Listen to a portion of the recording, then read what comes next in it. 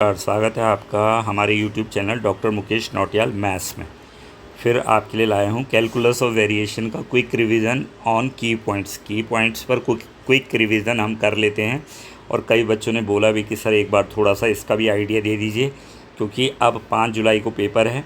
5 जुलाई आप लोगों को प्रेशर नहीं लेना है। अभी उस पर भी एक वीडियो बताऊँगा मैं कि क्या सोच के आप जाएंगे, तो जल्दी वो कल आपको वीडियो भी मिल जाएगा कि कैसे पेपर करना है वहाँ पर, है ना। ज़्यादा प्रेशर लेना नहीं है, ठीक है, जो होगा होगा।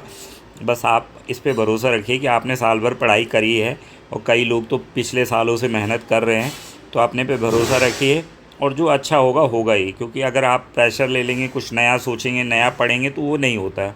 प्रेशर बहुत मिस्टेक्स कराता है, तो प्लीज़ अवॉइड द प्रेशर। और देखिए calculus of variation quick revision on key points, है ना।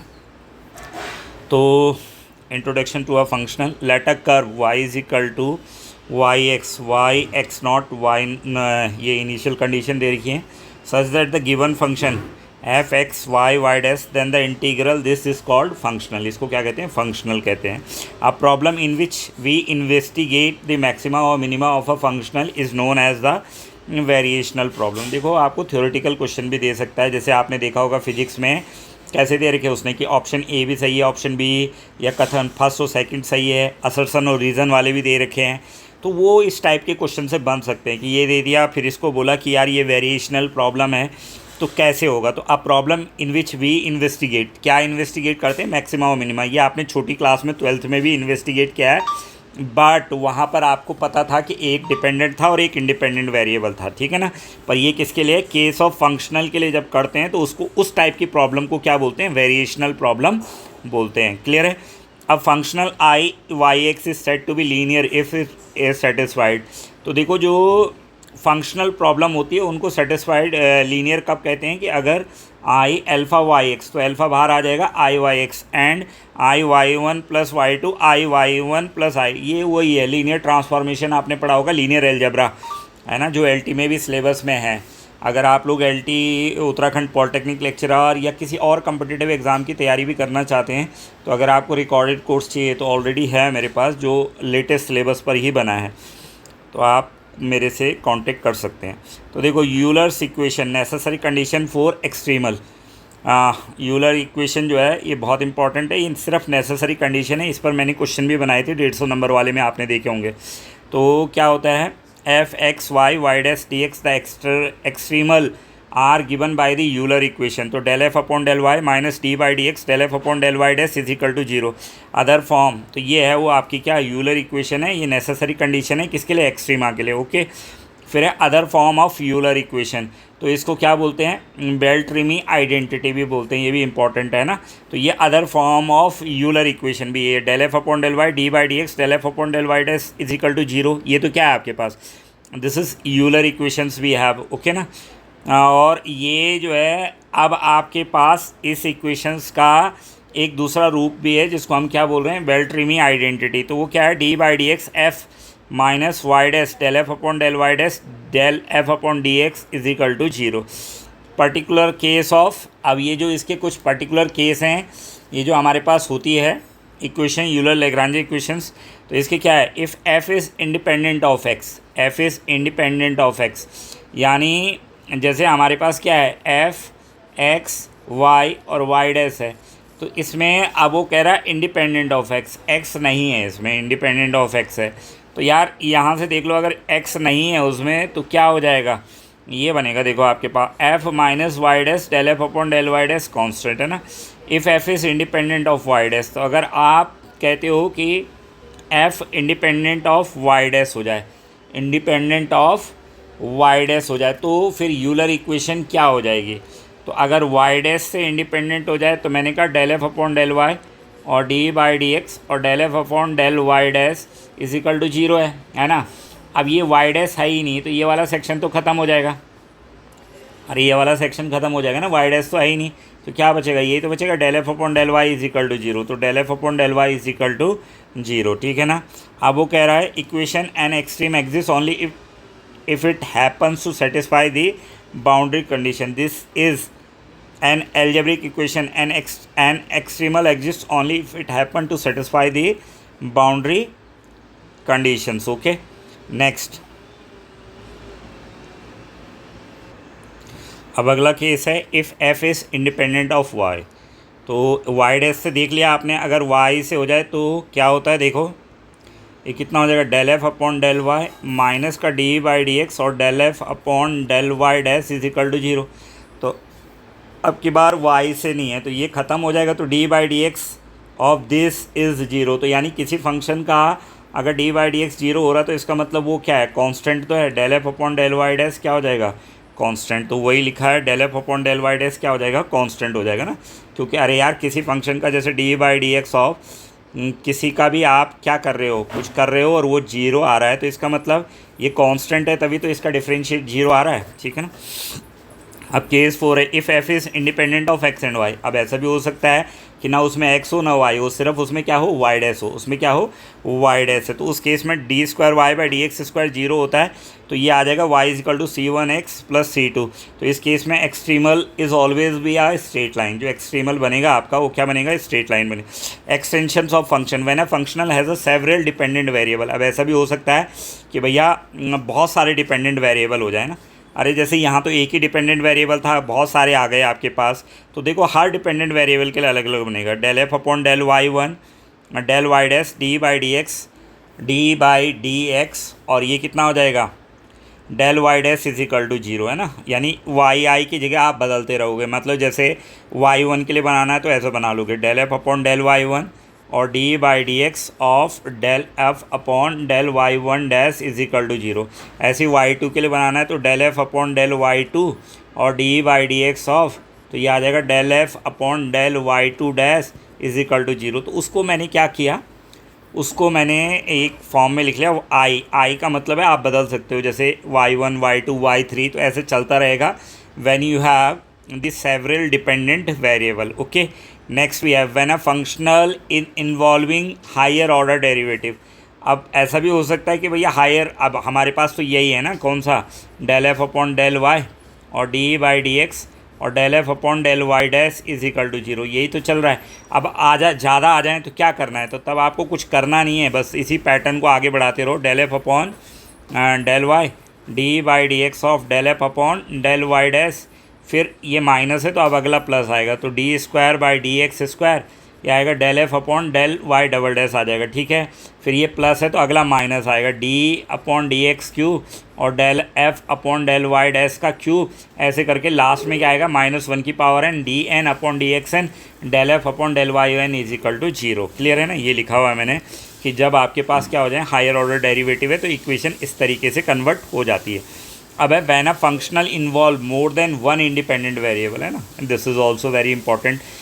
डिपेंडेंट का तो हो गया, and when functional involve more than one independent variable. अब जो फंक्शनल है उसके इंडिपेंडेंट वेरिएबल एक से ज़्यादा हो जाए, देन इसको बोलते हैं यूलर ऑस्ट्रोग्रेड्स्की इक्वेशंस, है ना। Del F upon del z d by D x del by del x del F upon del z x del by del y del F upon del z y is equal to zero, है ना।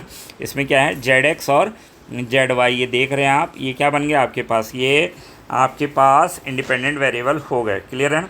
अब है इसके बाद आता है आइसोपैरीमेट्रिक problem, ये भी है तुम्हारे सिलेबस में, आइसोपैरीमेट्रिक।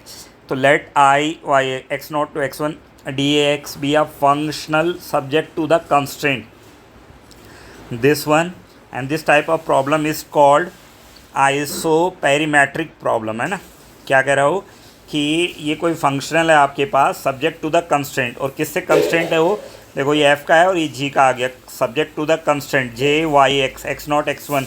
एक क्वेश्चन तुम्हारे पास आइसोमेट्रिक प्रॉब्लम का भी आएगा, एक या दो भी आ सकता है, तो एक शायद कंसेप्चुअल आ जाए और एक प्रॉब्लम। तो वो मैंने उसमें भी दिया था किसमें, जिसमें दो फंक्शन होते हैं, पहचानना तो आसानी होता है उसको, तो वो क्या करना पड़ता है, वो मैंने जो मेरे मॉक टेस्ट हैं उनमें भी दे रखे हैं, काफ़ी उनमें तो काफ़ी दे रखे हैं, लेकिन जो मैंने 150 क्वेश्चन की टेस्ट सीरीज़ ली थी तो उसमें भी मैंने दे रखा है, वो भी देखना आप यूट्यूब पर है, 150 का first paper, 150 question second paper की टेस्ट सीरीज़ कंप्लीट पेपर, तो उसी टाइप का पैटर्न का पेपर आएगा, उसको भी देख लेना, सॉल्व कर लेना एक बार।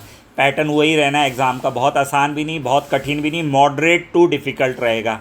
ऐसा नहीं कि वो बहुत डिफ़िकल्ट बना देंगे, ये ऐसा कर देंगे। अभी मैं फ़िज़िक्स का पेपर देख रहा था तो ठीक है, वो ऐसा भी नहीं है, क्योंकि मैंने कहा ना मैंने एमएससी फिजिक्स भी करके, तो मैं देख रहा था उस पेपर को, तो मैंने किसी फ्रेंड से मंगाया, देखा तो ठीक है वो, ऐसा भी नहीं है कि कुछ कह रहे थे बहुत ही वैसा है, बहुत सीधा सिंपल फ्रैक्शंस के फोर्स जो हैं, जैसे आप गॉसेस इक्वेशन डायरेक्ट क्वेश्चन, तो आप तुम्हारे पास भी आएंगे वैसे डायरेक्ट क्वेश्चन, ऐसा कुछ नहीं है।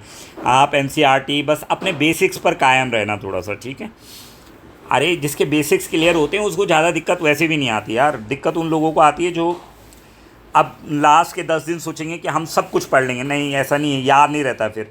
जिसने लगातार कांस्टेंट, जैसे कॉन्टीन्यूस फंक्शन होता है ना, जब कहीं पर भी ब्रेक नहीं होता ग्राफ, तो ऐसे ही होता है जो कॉन्टीन्यूस पढ़ाई करते हैं। कब से बोल रहा था मैं आपको, 2 साल पहले से वीडियो बना बना के कि भाई आप देखते रहिए देखते रहिए देखते रहिए, और फिर कल परसों एक कोई महाशय आते हैं यूट्यूब पे कि आप ऐसे वीडियो मत डालिए जिसपे कि सॉल्यूशन ना हो।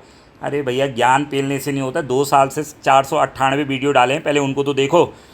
तो देखना है नहीं, कुछ करना है नहीं, फिर लास्ट में आके देख ज्ञान पे ज्ञान पेलने वाला, तो उनसे बच के रहो, अपनी तैयारी करो, मैक्सिमम करो और वो करो।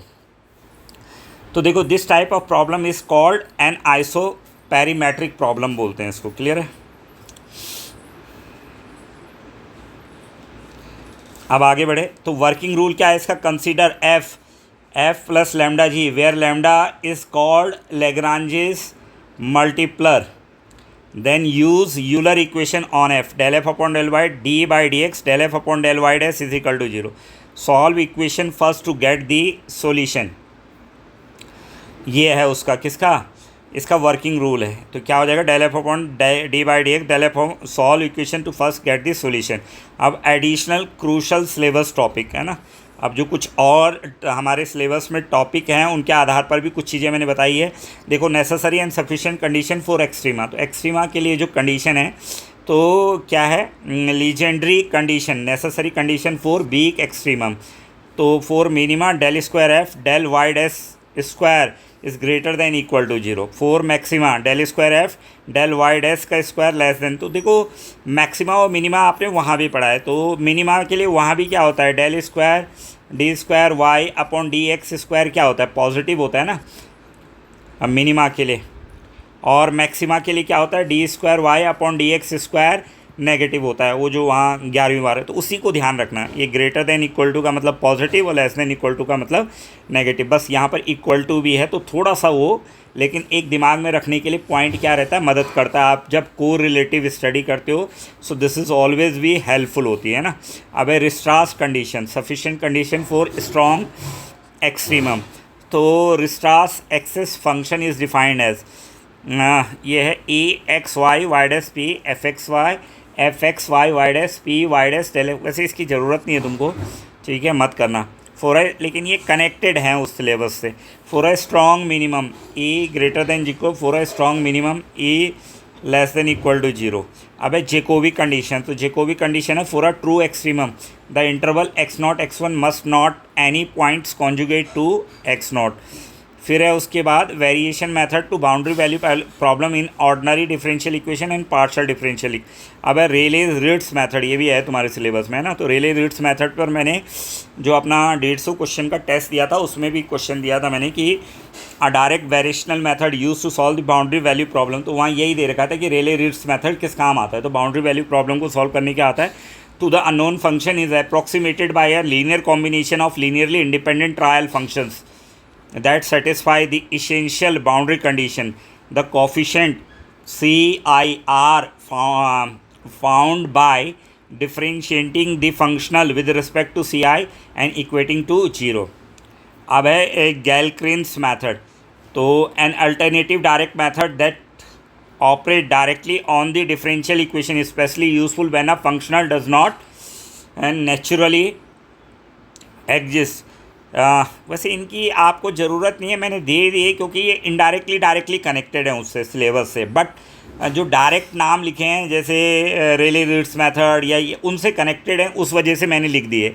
बट अगर आपको लगता है लास्ट टाइम पे मैंने कहा नई चीज़, तो बिल्कुल मत पढ़ना, जो पढ़ रखा है उसी को देखो। तो इसमें जो जो आपको पहले से पता है और उसको आप रिकॉल कर रहे हो, क्योंकि वैसे भी की पॉइंट रिवीजन है, तो रिकॉल कर रहे हो, तो अगर आपको लगता है कि ठीक है यार मेरे दिमाग में घुस जाएगा तो ठीक है, अदरवाइज़ नई चीज़, कल पेपर है, परसों पेपर है 5 तारीख को, और अब आप नई चीज़ समझने लगोगे, तो इट इज़ क्वाइट डिफ़िकल्ट। और वो क्या करता है, उसका मिक्सअप आपको दूसरी चीज़ों पे भी डिस्टर्बेंस करेगा, तो छोड़ दो उसको, कोई बात नहीं, है ना। ये है transversality condition, when a boundary end points are not fix but lie on a given moving curve surface, the external must intersect this boundary curve at a specific angle, often orthogonally depending on the functional। ठीक है, अच्छा point है, ध्यान रख सकते हो।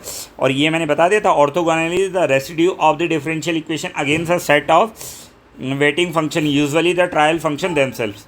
अब आ जाओ कुछ जो मुझे लग रहे हैं कि ठीक है किस टाइप के। वैसे तो मैंने कहा क्वेश्चन को कोई प्रिडिक्ट नहीं कर सकता, क्योंकि एग्जामिनर जो होते हैं उनको भी इंस्ट्रक्शन दिए जाते हैं वे रिपीटेड क्वेश्चन ना दिए जाएं, लेकिन वो आपको एक पैटर्न तो आइडिया तो दे देते हैं ना कि इस टाइप के क्वेश्चन आ सकते हैं। क्यों, the extremal of the functional, तो ये तो काफ़ी कॉमन क्वेश्चन है। Subject to a fix boundary condition, ये मैंने उसमें भी दिया था, किसमें, आपको जो 150 क्वेश्चन का टेस्ट था।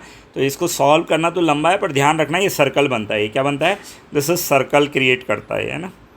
फिर है this the sufficient condition, Legendre condition for the extremal to yield a weak minimum is satisfied because del square del Y dash is equal to greater than zero this. तो अभी आपको बताया था week minimum के लिए क्या होगा। अरे वीक मिनिमम के लिए del square f del Y dash square क्या है, पॉजिटिव होना चाहिए, greater than equal to zero. तो ये क्या आ रहा है आपका, 2 ग्रेटर देन जीरो आ रहा है, तो ये वीक। और मैक्सिमा के लिए अभी ऊपर बताया था लेस देन होना चाहिए, ठीक है ना। तो option A is the correct. Consider the variational problem to this subject y00 y11 which of the following statement is true regarding the Jacobi condition, है ना। तो कौन सा फंक्शनल जैकोबी कंडीशन से क्या है, ट्रू है। तो आंसर है आपका B, no conjugate point x0 exist in the interval 0। देखो अभी मैं सॉल्व नहीं करा सकता, है ना। कहीं तुम सोचो कि सर सॉल्व भी करा देते, क्योंकि अब कई लोग बोलेंगे कि सर सॉल्व नहीं कराया। अरे हो गया यार, अब लास्ट है। ये मैं आइडिया दे रहा हूँ, क्योंकि इतने क्वेश्चन मैंने कहा आपको 550 4-5 वीडियो हो गए, देखिए उनको। मैं बता रहा हूँ अगर आप वो सब भी देख लेते तो ना आपको किसी कोचिंग की ज़रूरत पड़ती ना कुछ की पड़ती। मैंने लगभग Uttarakhand lecturer, Uttarakhand LT, polytechnic lecturer, CUT, IIT jam, लगभग जितना भी हायर मैथ्स लोअर मैथ्स सब कवर कर रखा है। इवन 10वीं 11वीं 8वीं 9वीं वहाँ भी जो पॉइंट्स आपके काम के, तो उनके भी मैंने वीडियो बना रखे हैं। अगला है for an isoperimetric problem minimizing this subject to this if the extremal yx is an extremal of the constraint function g itself, then तो अभी बताया था मैंने क्या होता है, the standard Lagrange's multiplier lambda may not exist. तो ये है एबनॉर्मल केस है ये, ठीक है, ध्यान देना। ये कुछ ऐसे क्वेश्चन दे देते हैं जो आपके दिमाग में चलते नहीं है, कॉमनली ट्रेंड में नहीं होते, ट्रेंडी क्वेश्चंस नहीं होते। तो इसलिए वो क्वेश्चन मैंने लाने का प्रयास किया कि जो आपने अभी तक देखे ना हों थोड़े बहुत।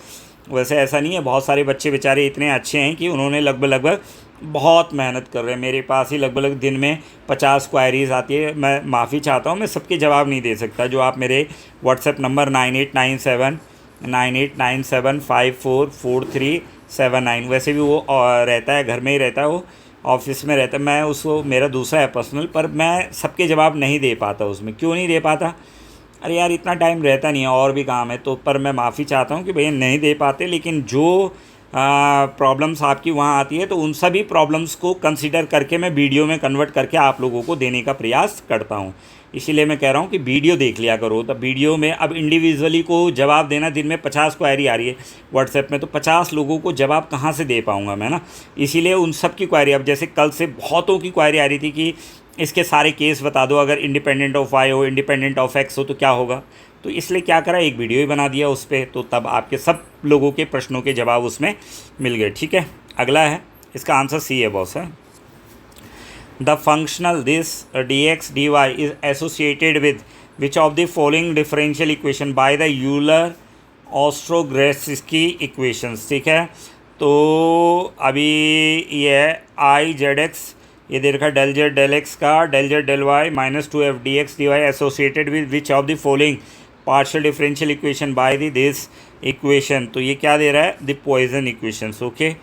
हाँ, if the integrate f in the function dx is of the form f(x(x) y dash p(x)y q y dash, then the Euler Lagrange's equations reduces to ठीक है, तो ये हो जाएगा an algebraic equation del p upon del y del q upon del x और the Weierstrass E functions for the function x1 x2 y dash cube dx is given by ex4 what value of p does the function achieve a strong minimum तो strong minimum के लिए मैंने कहा ये कह रहा है it can never achieve the strong minimum as e change sign. अब कोई बात नहीं, अगर नहीं है, मैंने कहा जिनके लिए बिल्कुल नई चीज़ें हो रही है, जिन्होंने अभी तक देखी नहीं है, तो जो देखा है आप अपने उसी पे विश्वास रखो, कुछ नहीं होता ये तो। हम तो क्योंकि मैंने अब कैलकुलस ऑफ वेरिएशन पर बहुत सारे वीडियो डाल दिए हैं, तो फिर कुछ नया नया नया के चक्कर में रिपीटेशन तो नहीं कर सकते ना, तो इसलिए ऐसे क्वेश्चन ला दिए। लेकिन मुझे नहीं लगता कि आपको करने चाहिए, क्योंकि कई बच्चे फिर डिमोरलाइज होते हैं कि मुझे ये नहीं आ रहा, मुझे ये नहीं आ रहा। अरे ऐसा नहीं है, आएगा ठीक ठाक भी पेपर। आप बिल्कुल हौसला बुलंद रखिए और मेरी पूरी भगवान से प्रार्थना है कि आप लोगों का अच्छा ही होगा पेपर ना। क्लियर है? आप बस मेहनत कर रहे हैं और कर रहे हैं। बच्चे जो मेरे से जुड़े हुए हैं, मैं देखता हूँ यूट्यूब पे भी रोज़ एप्रिसिएशन करते हैं, मेरे को कमेंट करते हैं, सबका अच्छा बुरा जो भी करते हैं सबका धन्यवाद भी है ना। इन द रेली, हाँ ये आ सकता है, Rayleigh Ritz method solving the boundary value problem this the trial function phi x must necessary satisfied. तो क्या है, only the essential boundary condition phi I dash is equal to zero और phi I one is equal to zero ये चाहिए होती है। आपको पता भी है एक्सट्रीमल के केस में या कैलकुलस ऑफ वेरिएशन के केस में जो आपकी बाउंड्री कंडीशन है उनको सेटिस्फाई करना मस्ट होता है। 9वां 10 ही क्वेश्चन दे रखे हैं। The functional involving the higher order derivative this require how many boundary condition in total to uniquely determine the extremal. ये है, ये कितनी इसको बाउंड्री कंडीशंस रिक्वायर होगी तो यूनिकली डिटरमाइन दी। ये अच्छा क्वेश्चन है यार, है ना, कि इस एक्सट्रीमल को डिफाइन करने के लिए कितनी कह रहा है वो required how many boundary condition की ज़रूरत होगी टोटल में। तो 4 की ज़रूरत है इसमें। कितनी की ज़रूरत है? 4 की ज़रूरत है। और when applying the calculus of variation to find the shortest distance between the point this and this the transversality condition is known as the, है ना। तो क्या है इसका answer? The extremal must be orthogonal to g x y is equal to zero. ठीक है, the extremal must be tangent to g x y, the function must have a zero variation in the fix point और legendary conditions become the undefined in the at the intersections. ठीक, तो ये 10 question. वैसे मैंने कहा आप इन प्रश्नों पे ध्यान दीजिए ना दीजिए ये तो कोई बात नहीं, ये तो मैंने आइडिया के लिए दिए। बस आप ये जो क्विक रिवीजन नोट्स है इनको ज़रूर देख लेना, जैसे ये 4 मिनिमा 4 मैक्सिमा और ऊपर जो कि इंडिपेंडेंट ऑफ एक्स होता है तो क्या होता है, इंडिपेंडेंट ऑफ वाई है तो क्या है, इंडिपेंडेंट ऑफ एक्स वाई है तो क्या है। ये आपके लिए इंपॉर्टेंट है। एक्सट्रीमल किसे कहते हैं, कैसे करके निकालते हैं, weak minima weak maxima. Clear है? तो ये सारी चीज़ें हैं। बाकी आप लोग जो है मेहनत करते रहिए। देखिए मैंने बताया कि अब 5 तारीख को आपका पेपर है, इसलिए ये बातें मैं लास्ट में बोल रहा हूँ कि अगर जो सुनना चाहता है वो सुन सकता है, जिसको लग रहा है कि नहीं मेरा डिस्टर्ब हो रहा है, मेरे को तो कुछ पढ़ना है, तो वो ना सुने, लेकिन ये काम ही आएगी। देखो 3-4 चीज़ें ध्यान रखो।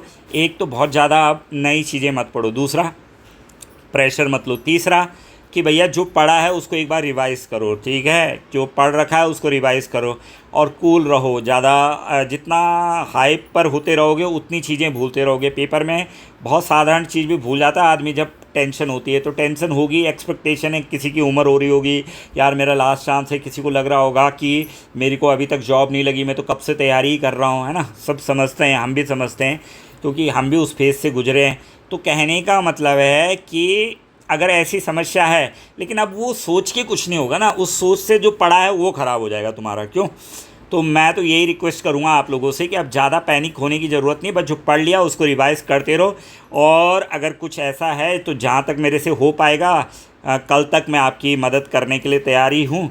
और मैंने कहा अभी मैं एक वीडियो बनाऊंगा कि एग्ज़ाम जाने से पहले आप किस तरीके से अपने आप को मैनेज कर सकते हैं। वो 5-6 मिनट का वीडियो मैं आपको इसके बाद दे दूंगा, वो कल सुबह आपको मिल जाएगा वो, तो उसको भी आप देखना मतलब आपकी मर्ज़ी है, सारी चीज़ें आप ही पे डिपेंड करती हैं, है ना। और बाकी तैयारी करते रहो। अभी पॉलिटेक्निक लेक्चरर भी, LTV आ रहा है, तो आगे भी चलता रहता है। जो लोग पढ़ते रहते हैं उनको कहीं ना कहीं ये नहीं कि बस जब पेपर आया तब जागृत हो गए, जब पेपर नहीं आया तो सो गए, है ना।